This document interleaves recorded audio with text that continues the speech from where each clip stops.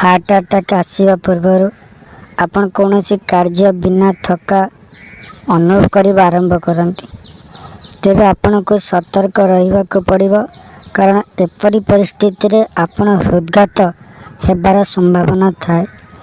बंधुगण, heart attack आजिर समय एक गंभीर रोग हो सारी।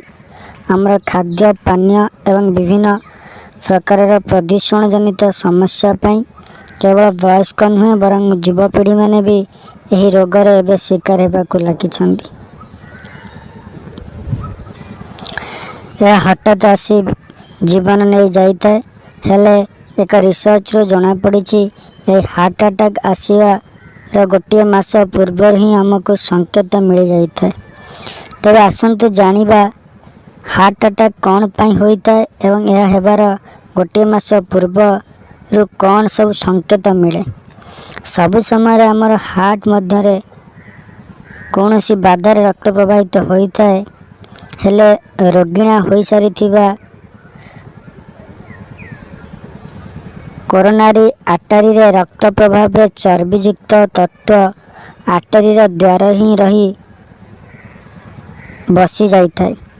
यही तत्व जब बढ़ी जाए तबे रक्त प्रभावित रास्तार आसे। यह फल हार्ट को आसुवा ऑक्सीजन एवं न्यूट्रिएंट को ब्लॉक करें। यह फल बेले बेले छाती रे जंत्रणा होगा लगे एवं श्वास फुली जाए। अधिकांश समय यह ही कारण होता है।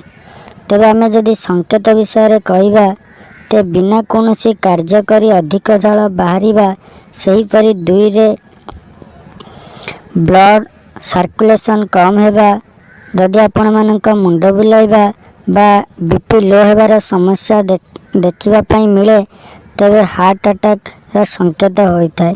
एवं एथिरु रक्षा पाई आपण मानक जेते बेले भी यह आसुए तबे आपण माने जोर जोर निश्वास नेबाक चेष्टा करंतु एवं यही अटैक आसबार एक घंटा मध्य आपण मानक मृत्यु हो पारे।